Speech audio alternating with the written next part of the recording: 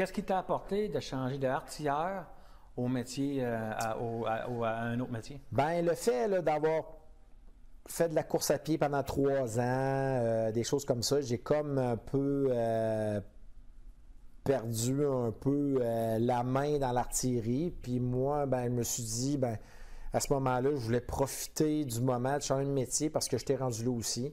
Aller voir un autre métier aussi. Là, j'étais rendu là. C'est ton choix, c'est tourné vers lequel? Chauffeur, ouais.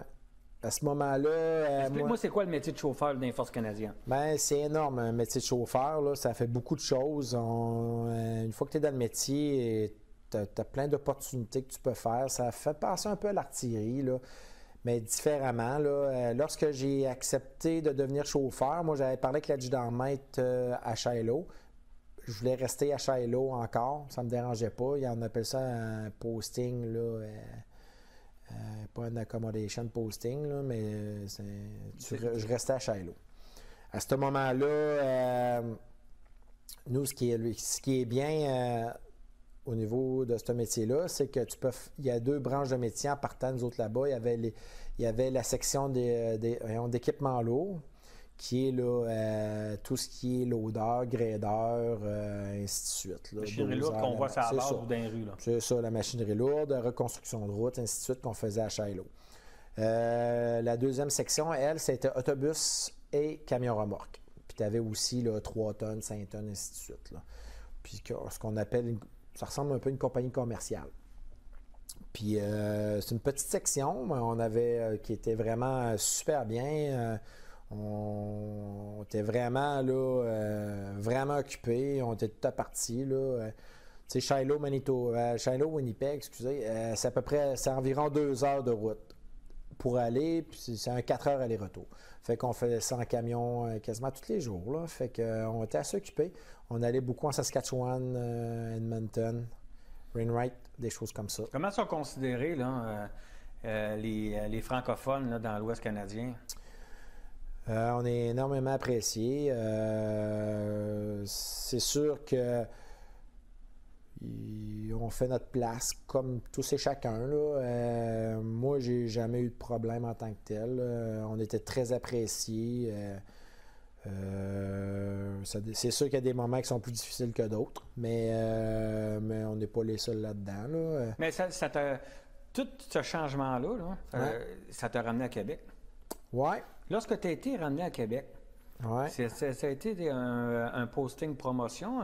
Oui, un posting promotion. J'ai été promu caporal-chef en 2012 en quittant là, Shiloh. Ouais. Oui, mais ça a été un bon move pour toi parce que oui, quand même. Après ça, tu as continué quand même les postes de leadership là, dans ton métier. Là. Bien, à la fin, moi, je suis parti en Afghanistan en 2009-2010. À ce moment-là, ben, moi, je suis parti en tout 14 mois de la maison. J'étais à tâche posting avec Edmonton. Je suis parti en février. En février 2009, je suis revenu à la maison en avril 2010. Oui, c'était long. C'était une des grosses missions. Là. Tout le monde en parle, là, que ça a été des missions qui ne ressemblaient pas aux autres missions. Là. On ne peut pas se préparer à ça. Là. Bien, le sentiment d'appartenance est vraiment différent. Moi, j'ai travaillé avec les PPCLI. C'était l'infanterie, finalement? Oui, l'infanterie qui est beaucoup ressemblant au 22. J'ai adoré travailler avec ces personnes-là. On avait beaucoup... la manière de penser pareil. C'était incroyable. On avait vraiment du fun ensemble. Là. Fait que...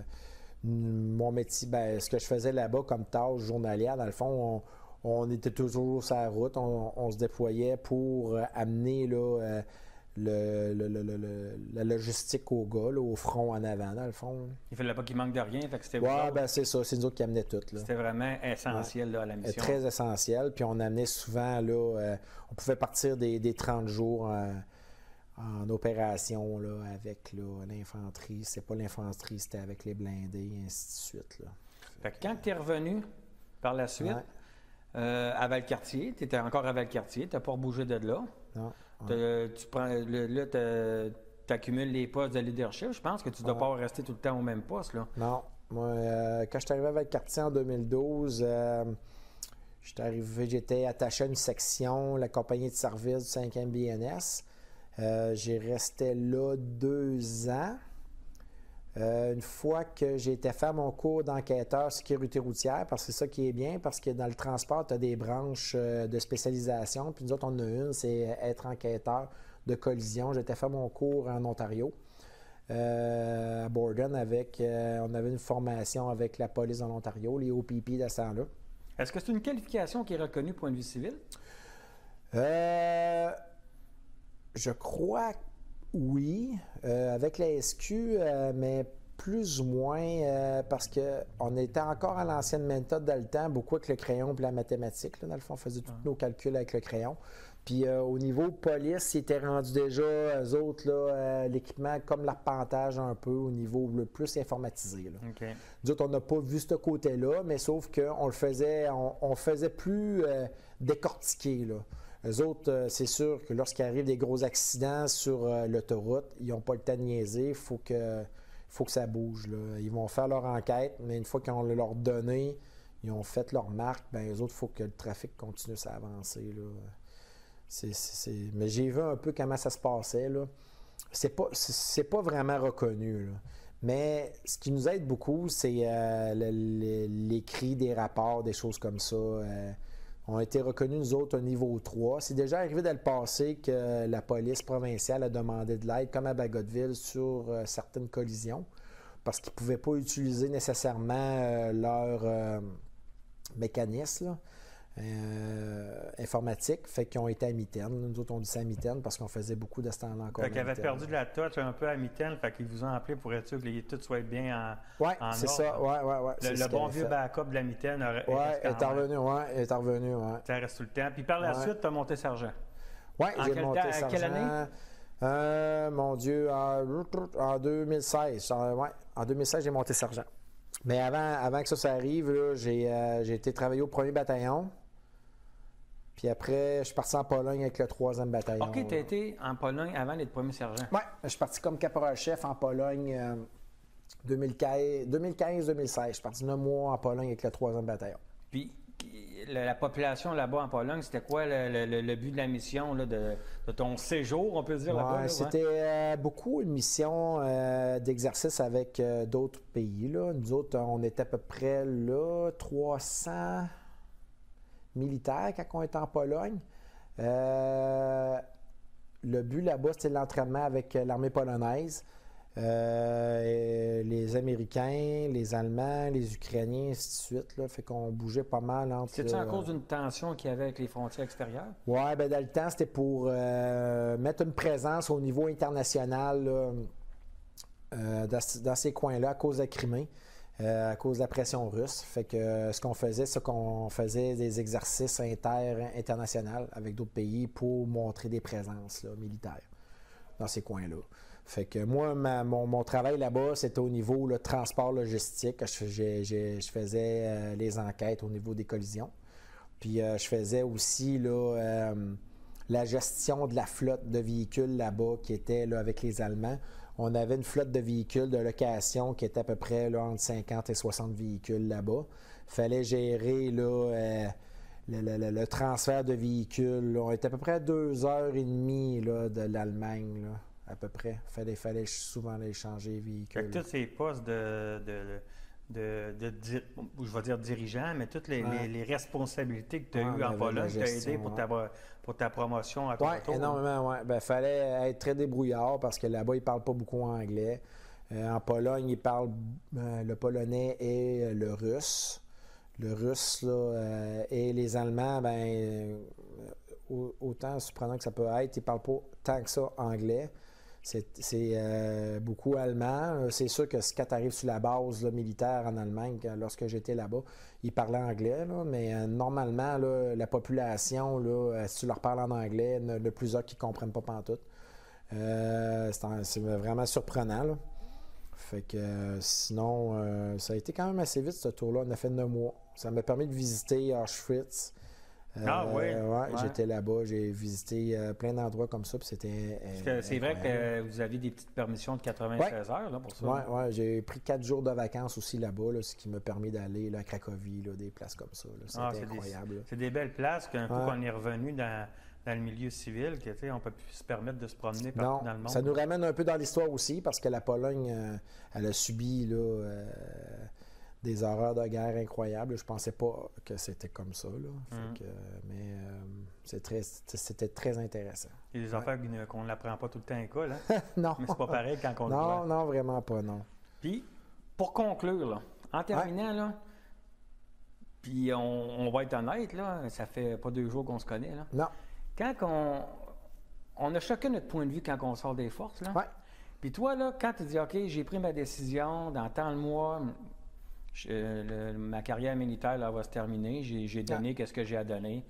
C'est quoi le gros changement que toi, que tu t'es rendu compte finalement là, entre la vie civile et la vie militaire? Parce que autant qu'il y a eu des changements quand tu étais jeune, tu as rentré dans le moule de l'armée à l'école des recrues, que Absolument. Là, c'est un autre moule, il faut que tu rentres.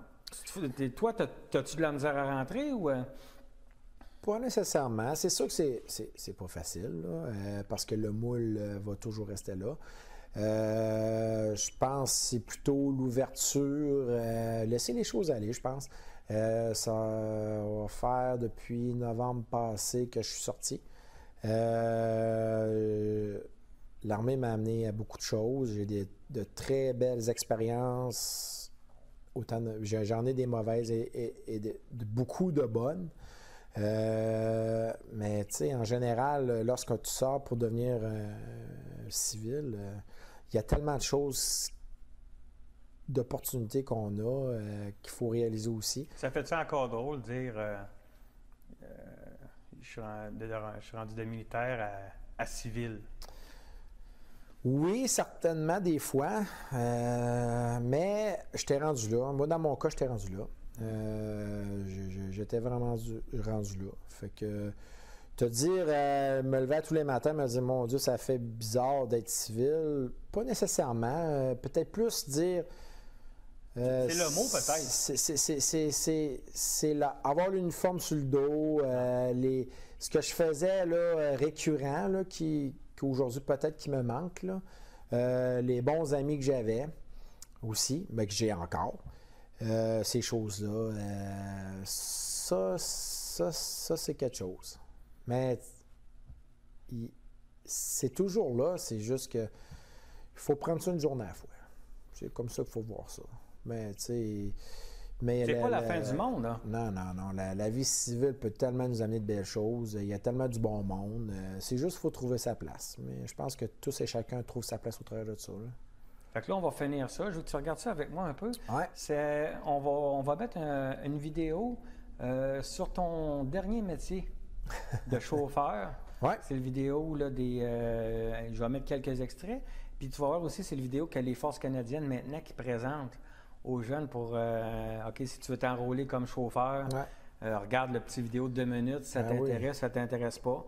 Puis je te remercie super gros de passer à CJSR parce que l'option qu'on essaie de mettre dans cette émission-là, c'est justement compter vraiment qu'est-ce qui se passe dans une vie militaire et non pas tout le temps les points négatifs. Ouais. On aurait pu en parler durant des heures, parce que tu as une carrière vraiment enrichissante. Là, on aurait pu développer. Là. Fait que, on va regarder ça, puis moi, je te souhaite une longue vie civile. Ben oui. Je te remercie beaucoup. Merci, t'es bien gentil. Merci. On regarde ça. Ben oui. Dans une zone de combat, en plein désert, dans la neige ou sur la route, peu importe le temps qu'il fait, nous, on embraye. On nous appelle les opérateurs de matériel mobile de soutien. On est les soldats chauffeurs du matériel roulant des Forces canadiennes. Je suis caporal Daniel Gig, originaire de Gatineau. Je suis un opérateur de matériel mobile de soutien du 1er bataillon de service à Edmonton. Et je suis le caporal Vincent Morancy de Québec, opérateur de matériel mobile de soutien, attaché à l'élément de soutien national. Si ça roule et que c'est gros, il y a des bonnes chances qu'on ait à le conduire. Que ce soit des niveleuses, ambulances de campagne, camions à benne, autobus pour le transport des troupes. Mais aussi les camions citernes qui ravitaillent les F-18. Et avec nos déneigeuses, on nettoie les pistes pour permettre les opérations de combat et la livraison des marchandises.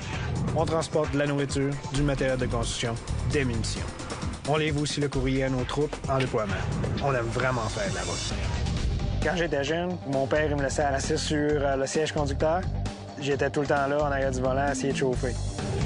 Il y a toujours beaucoup à apprendre. C'est un gros défi, puis ça avance. Tu commences avec ton 15 passagers, tu montes au 5 tonnes, tu montes avec le véhicule comme j'ai en arrière là. Ça fait 3 ans que je suis dans les forces, puis là, je suis rendu avec le nouveau véhicule qu'on part en Afghanistan avec. J'ai vraiment hâte d'y aller. C'est un tour, ils disent à peu près 6 mois, 7 mois. Ils nous ont très bien préparés. On sait à quoi s'attendre, grosse chaleur. On est prêt à n'importe quelle éventualité. Donc, ça va être une bonne expérience. Il n'existe pas grand travail dans le civil où on peut conduire autant de véhicules différents. Et on ne fait pas seulement conduire, on apprend aussi ce qui se passe sous le capot. C'est facile d'imaginer que des compétences comme ça pourraient être très bien appréciées dans le civil. En tant qu'opérateur de matériel mobile de soutien, tu es responsable d'une grosse pièce d'équipement. Tu as tes marchandises ou encore tu as tes passagers, mais en fin de compte, c'est toi seul qui as la responsabilité de mener tout ça à bon port et en toute sécurité. C'est une grosse responsabilité à assumer, mais quand tu fais bien ton boulot, c'est aussi très satisfaisant. Dans notre métier, il faut aussi avoir des compétences spécifiques aux opérations militaires. Là, on parle de pouvoir s'orienter en zone de combat, de camouflage, de déplacement tactique et aussi de réapprovisionnement de nos troupes sur les positions avancées. C'est là que ta formation de soldat entre vraiment en jeu. Quand on roule en zone de combat, on doit protéger son convoi, en plus de protéger son véhicule des caprices de l'ennemi.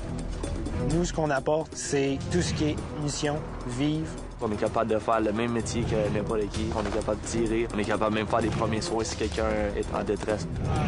Si c'est le genre de métier que tu recherches, un métier excitant qui exige de l'habileté et un sens pratique, voici ce que tu auras à faire. Après la qualification militaire de base, l'opérateur de matériel mobile de soutien se rend à Borden, en Ontario, pour suivre la formation spécifique à son métier. C'est là qu'on apprend à conduire les véhicules qui sont utilisés dans les forces partout au Canada et dans les missions à l'étranger. Et puis, dans notre formation, il y a des démarches qui peuvent te mener vers des tâches pas mal tripantes. Par exemple, le cours de conduite évasive antiterroriste. Ce que j'aime le plus, c'est que je voyage beaucoup. Vous pouvez être sur votre base pendant 1 an, mais vous pouvez être déployé à différents endroits. Vous pouvez être à travers le Canada ou aux États-Unis. Des fois, on a des opportunités d'être déployé en Europe, dans les ambassades ou autres endroits. Il y a toujours quelque chose de nouveau à apprendre. Il me reste encore pas mal de qualifications, puis je suis sûr certain va toujours en apprendre.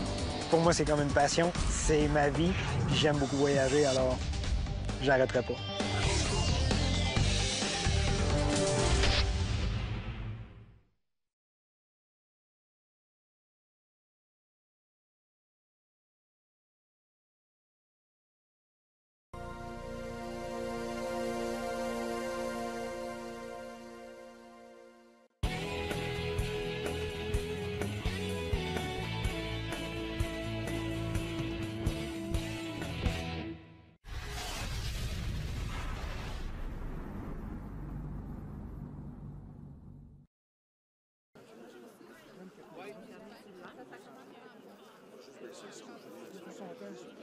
Est-ce qu'il filme en ce moment?